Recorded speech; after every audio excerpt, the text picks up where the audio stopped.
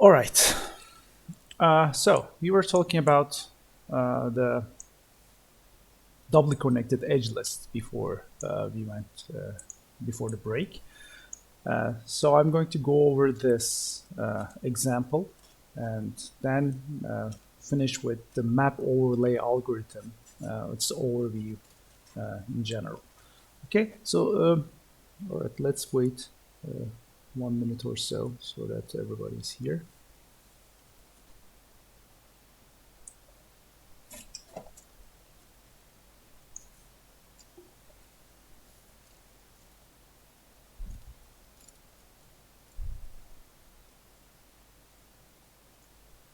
Okay, let's continue.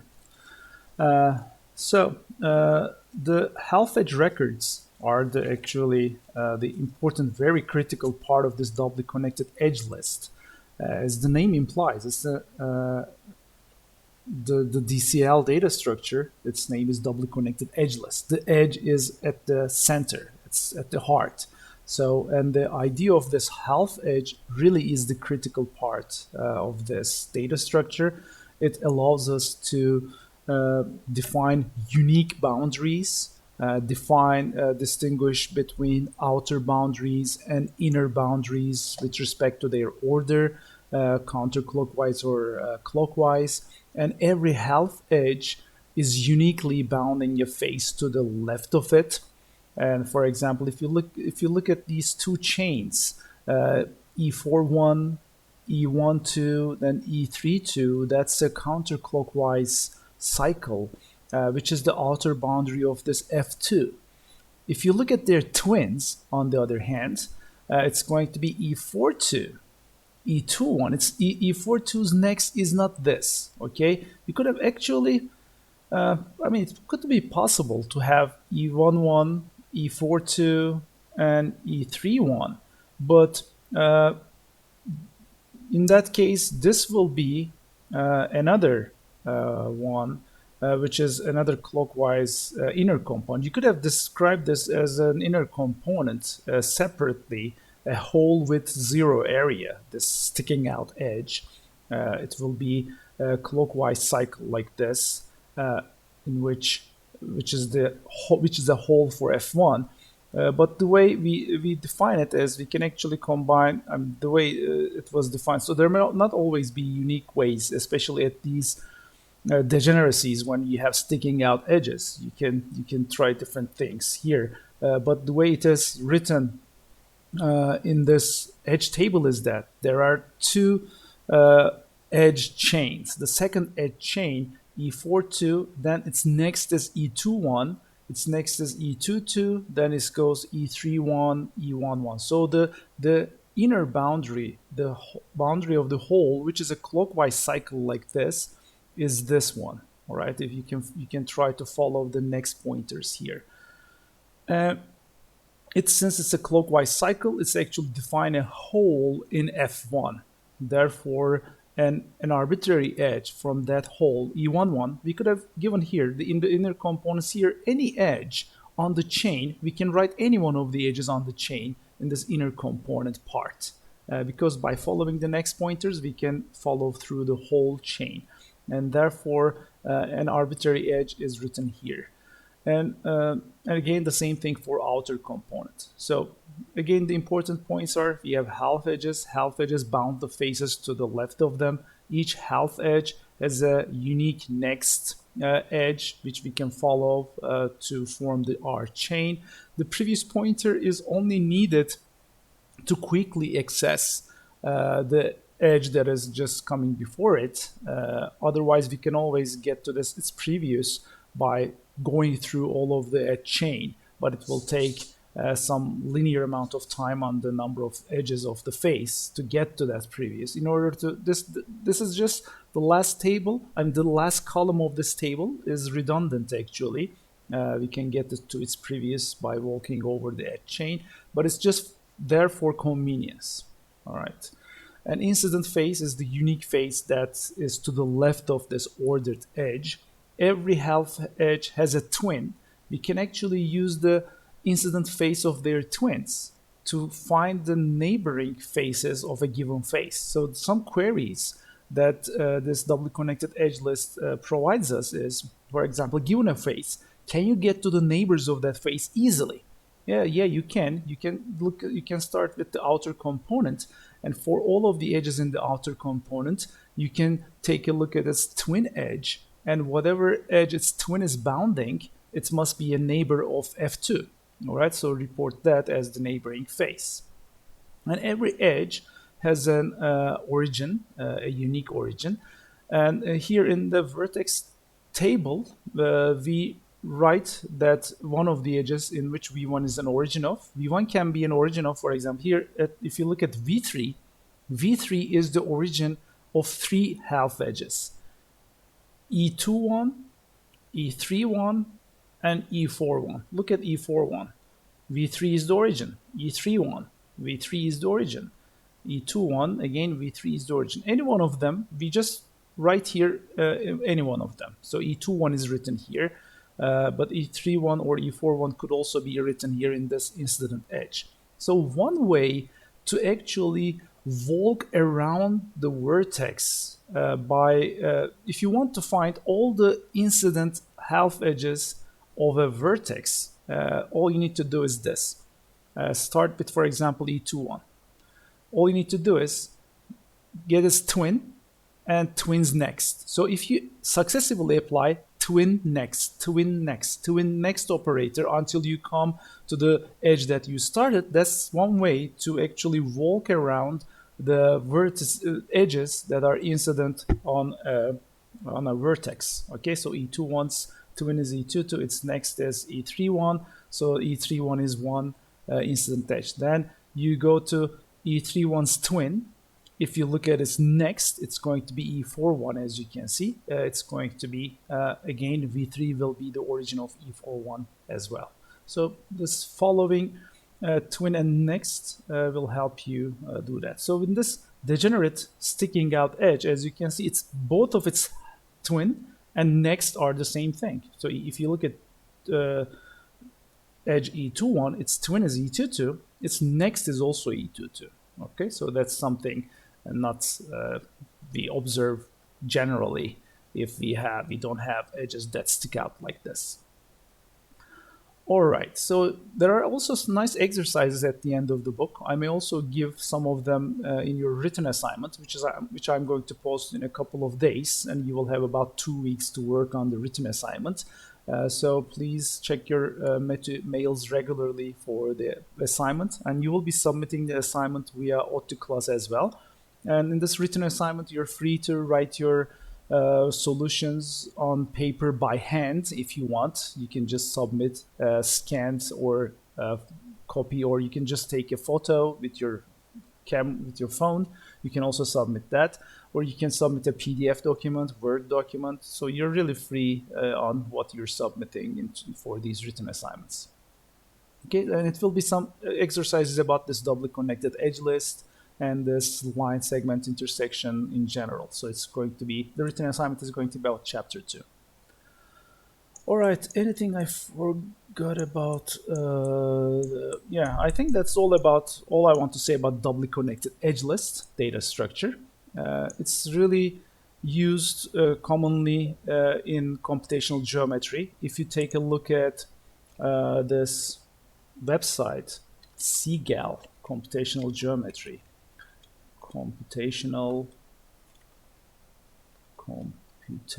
geometry algorithms library. So if we go to the CEGAL, I think, and if we search for, does this have a search? It should have an implementation of the doubly connected edge list in it. So do we have data structures? It must be somewhere here, but maybe in the documentation. It should be get started manual. Yeah, if you look at the manual, algebraic foundations, getting started, package overview, the doubly connected edge list should be implemented here. Yeah, if you look at this, even the Voronoi diagram is represented as a doubly connected edge list. So if you have any subdivision of the plane, the Voronoi diagram if is such a subdivision, it will be represented with this data structure, which this DCEL acronym, doubly connected edge list. Okay, so there should be an implementation of that within this CEGAL library. Okay, the final part of this today's lecture will be the last section, section 2.3. By the way, there's section 2.4, which is about Boolean operations on subdivisions. We are skipping that. You're not responsible from section 2.4. So this is the last section that I'm going to be talking about, section 2.3. The problem is this. We will be given two different doubly connected edge lists, two different subdivisions of the plane, representing two separate maps. One of them may be, for example, the precipitation or the amount of rainfall in an area. For example, this dashed line region may be indicating that the amount of rain that falls in an area, heavy rainfall, medium rainfall, low rainfall. And the other map could be the map of vegetation, forest, grass, land, or desert, or dense forest, things like that. So the map overlay problem is to overlay these two things so that we can have ourselves areas in which we can talk about, oh, this is an area in which we have heavy rainfall and a dense forest, or medium rainfall and a grassland. So we can actually overlay these two areas and ask questions about the attributes, intersecting attributes of both of these areas. So this is the map overlay problem. And we will be using the same plane sweep algorithm. But if you look at the problem in general, can you reuse any information from the original doubly connected edge list? If you look at that, for example, all of the vertices of the original doubly connected edge list, two separate lists, let's call them S1 and S2. Vertex records of S1 and S2 should also be present. Their coordinates, maybe we may have to modify edges. I'm going to come to edges later. But if you look at the vertices of the original subdivision, the union of those edges should be in your final doubly connected edge list, right? But what else? Is the vertex list contains anything else? I mean, that's a very obvious question. Oh, you see here an intersection point. Actually, this is the first that was the purpose of the first section of this chapter, finding intersections, right? If you look at an edge of the first doubly connected edge list and the second, another edge from the other map, you see that they may intersect. These are two line segments, and they may potentially intersect. And the intersection point should now be a new vertex in the resulting doubly connected edge list. And we know how to identify them. We know how to find these intersections. We are going to be using the algorithm in section 2.1. All right. What about the edge records, half edge records? If an edge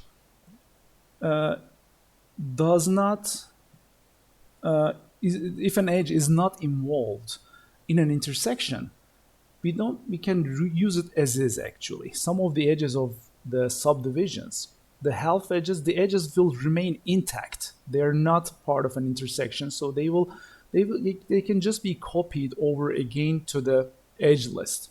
But for edges which are involved in an intersection, we have to do something else, right? We have to actually divide that half edge into multiple parts to update the edge list to include these new half edges around that intersection. That's the tedious part of this algorithm, how to modify the edge records. And the book focuses on, book gives an example of one case in which some of this one segment of the one subdivision passes through vertex of another subdivision. Okay, so but the other cases are actually maybe easier to consider, like this case, for example. I have two half edge records.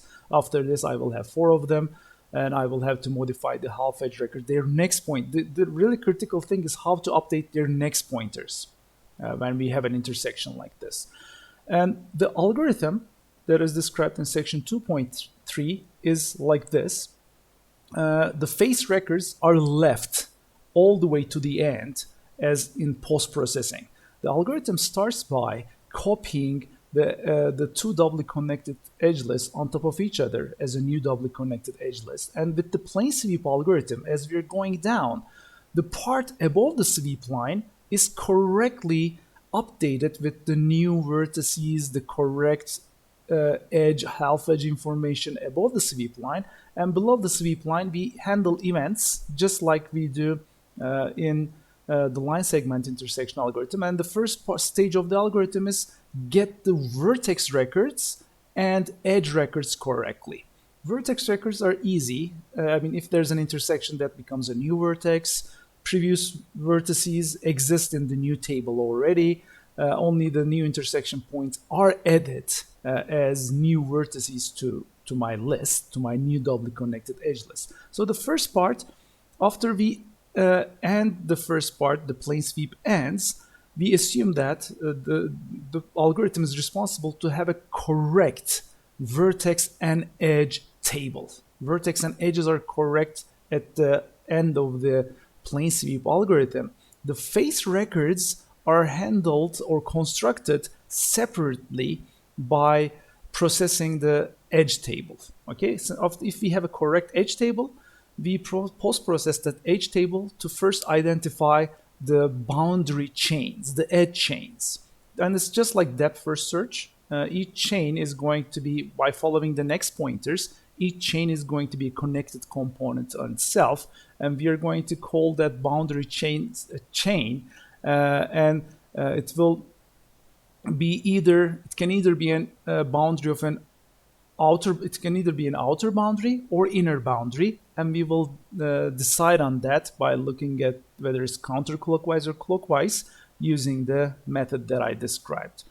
And the next thing is it will, if we have, for example, k outer boundaries, into the face table we are going to add exactly k plus 1 faces. If the number of outer boundaries is k, we know that there are k plus 1 faces exactly, because each face has a unique outer boundary and there is one unbounded face.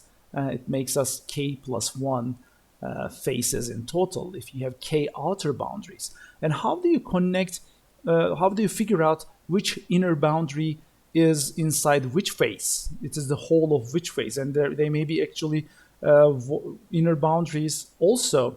One inner boundary may not be an inner boundary of more than one face. Okay, again, each boundary is bounding a unique face, but which face it is, we are going to determine by using an algorithm that is described in this section. Okay, so that's the main algorithm. If you look at the cases, it describes the same thing that I just. So this is as this plane sweep algorithm progresses, the part above the sweep line correctly shows the vertex and half edge records. The one below the sweep line, it still has components from both doubly connected edge lists. It's not corrected yet, but as the plane sweep algorithm finishes, we have the correct vertex and edge tables.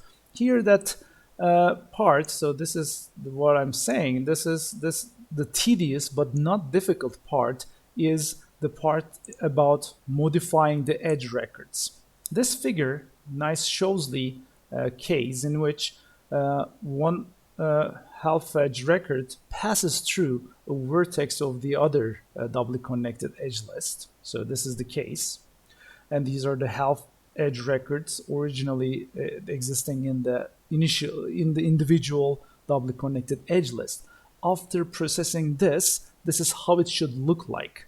This long half edge should be divided into two parts, and the next and previous pointers should be updated correctly to reflect the situation around this vertex. So this part I'm not going to go into the details. You can think about what we need to do to make these next previous and next edge records correctly, and how we can create these new health edge records. This is, as I said, really implementation heavy, tedious, but not impossible to do. You have to think about different cases when you're doing it, but just know that I'm just talking about the overview of the algorithm. The vertex and edge records are updated during the plane sweep of this part, and after plane sweep ends, we have ourselves a correct vertex and edge table. The final part of the algorithm is to compute the faces. Okay, so yeah, here it starts which page is this one? It's page 36. Page 36 starts with this, okay? After the plane sweep ends, vertex and health edge records are correct. Now we need to compute the faces of the overlay. We need to create a face record for each face of this overlay. We have to make outer component and inner components correctly determined. Finding the chains is not difficult, as I said. Given the edge table, you start with an arbitrary edge. You follow the next pointers until you come to the same edge. This makes a single chain.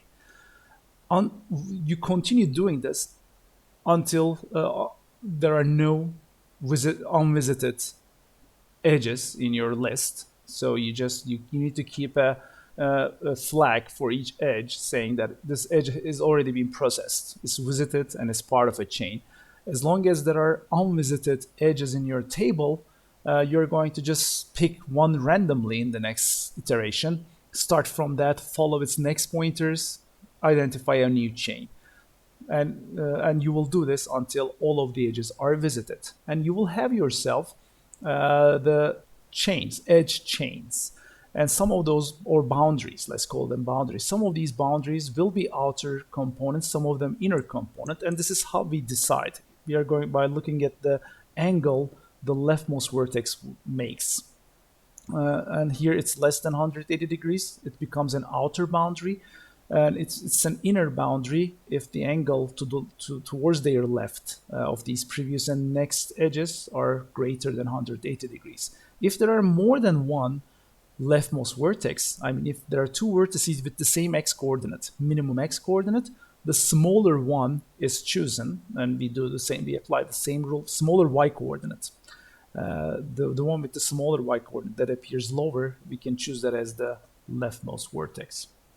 And for each of these cycles, this is the algorithm that we will use. We will create a graph. So this is a really nice figure that shows the graph that is created. Look at this graph.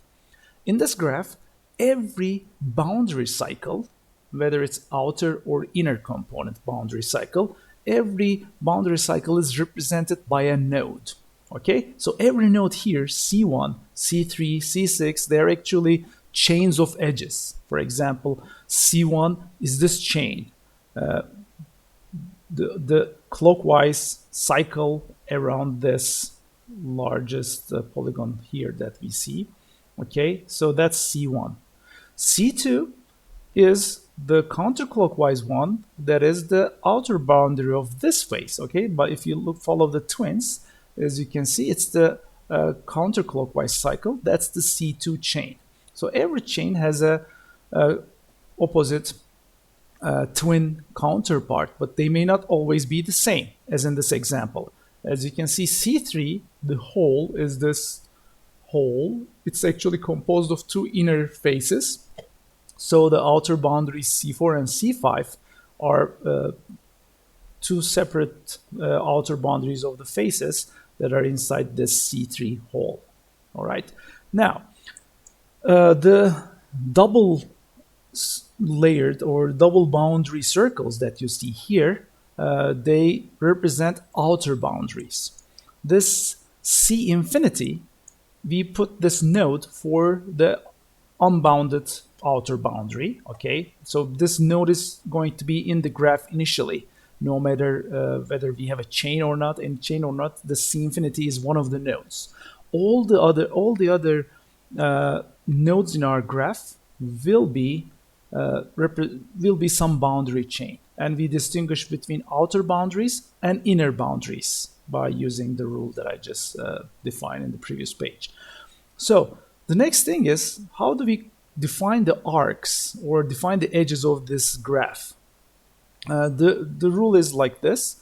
The edges are always formed by initiating from an inner boundary, because for every inner boundary, for every clockwise cycle, we ask this question. They have to be connected to some outer boundary. Like, I mean, if you're a hole in some face, what is that face you're bounding? You're a hole in a face. What is the outer boundary of that face? So we need to, sometimes we cannot directly connect ourselves to the outer boundary, but this is the rule that we are going to be using. For every inner boundary, and in this example there are 3 of them, C1, C3, C6, for every one of them, find the immediate left boundary directly to the left of it. It may be another inner boundary, or it may be the outer boundary, okay? So we don't know. For example, for C6, it happens to be another inner boundary just directly to the left of it. But for C3, it's the outer boundary immediately to the left of it. So we connect the arcs by connecting, by finding the immediate left boundary to the left of this inner boundary. And after we have this graph, all the connected components actually of this graph is the face records. These are all, for example, here 1, 2, 3, 4, 5 faces. In this example, there are 5 faces: the unbounded face, this, this, and that. Okay, so 5 faces in total, every connected component. So you can run any algorithm you want, either breadth first traversal, depth first traversal of this graph G, to find the connected components. And in a connected component, there will always be one double boundary circle that indicates the outer boundary, and there are potentially more than one inner holes, or none. Some faces may have no holes in them. Some faces may have one hole in them.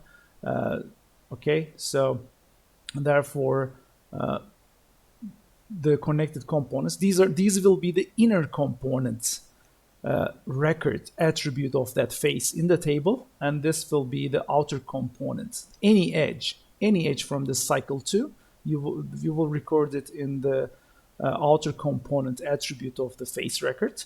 And the inner components list will comprise of the edges.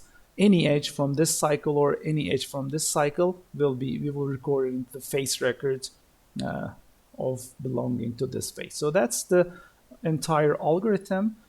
And this one shows, okay, at a high level, it's easy to describe. Finding leftmost, immediate left boundary to this vertex. How do we find that?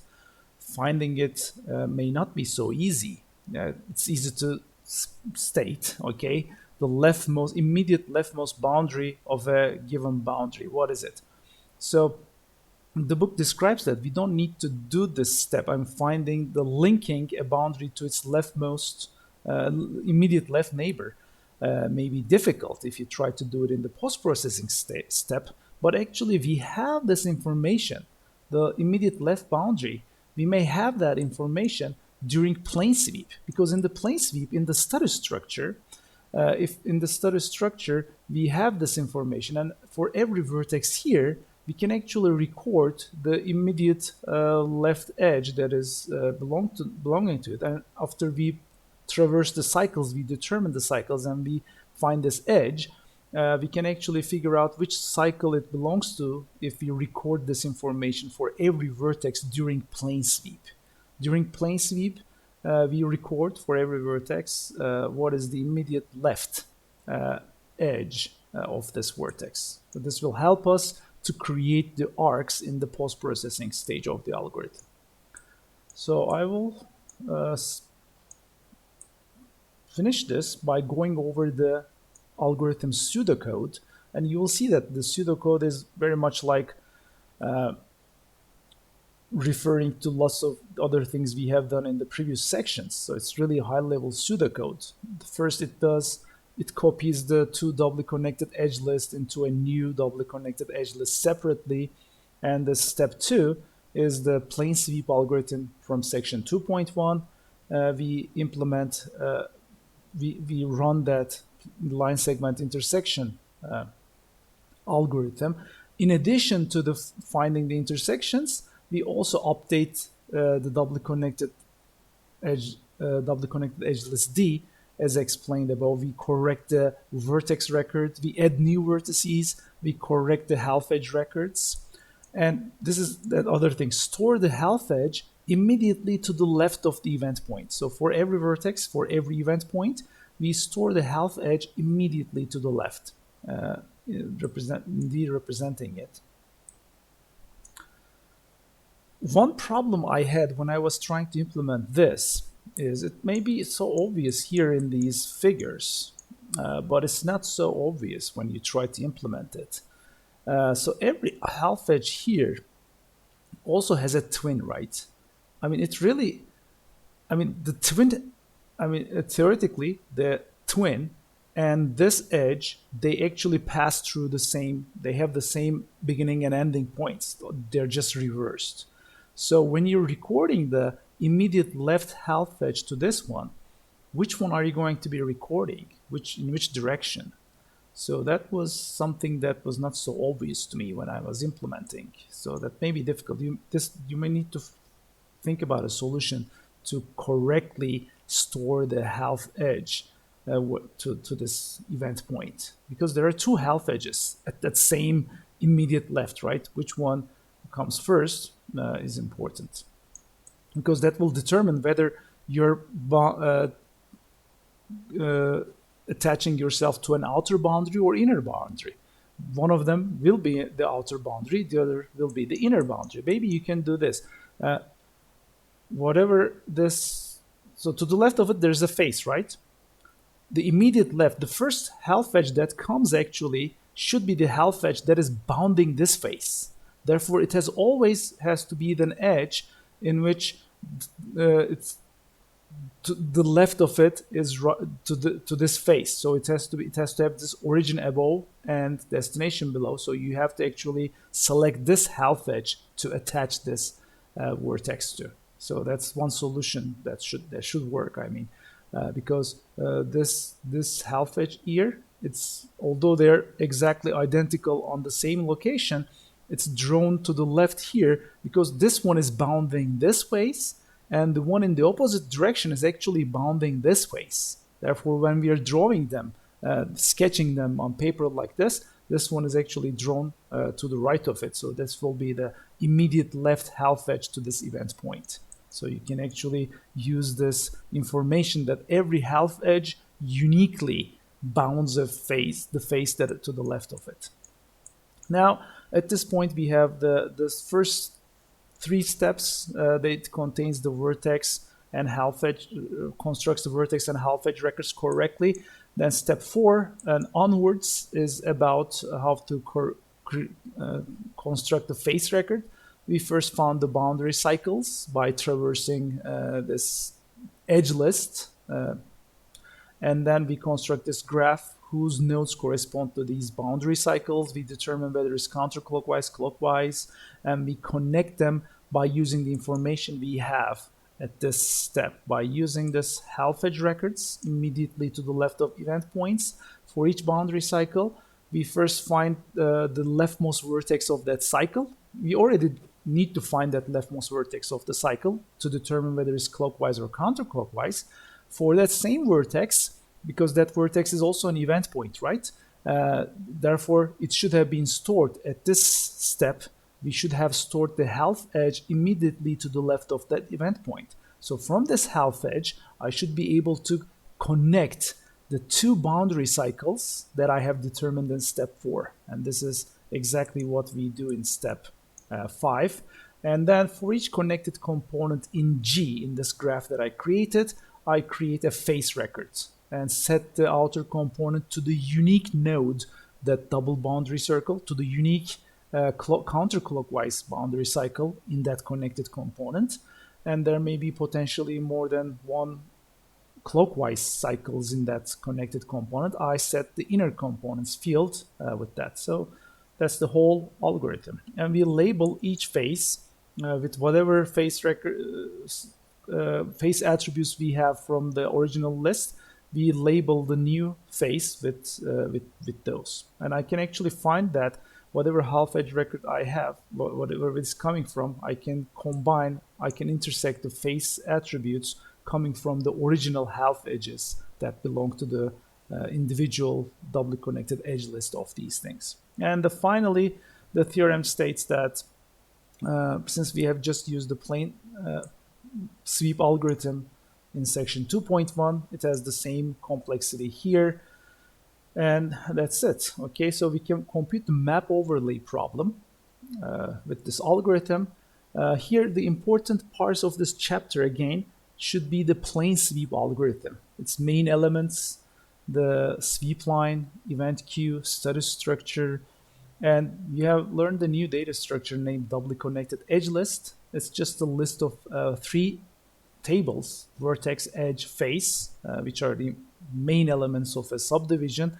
And the main important part of the doubly connected edge list, I mean, if 2-3 years from now, if you come up with a problem which requires you to represent a subdivision, the one thing that should remain in your memory is that the half edge information representing edges of that subdivision as 2 half edges in opposite directions, and each half edge uniquely bounds a face to the left of it. Okay, those are the things I want to mention. And this concludes chapter 2. Look for your written assignment in a couple of days. As I said, you will have 2 weeks to work on it.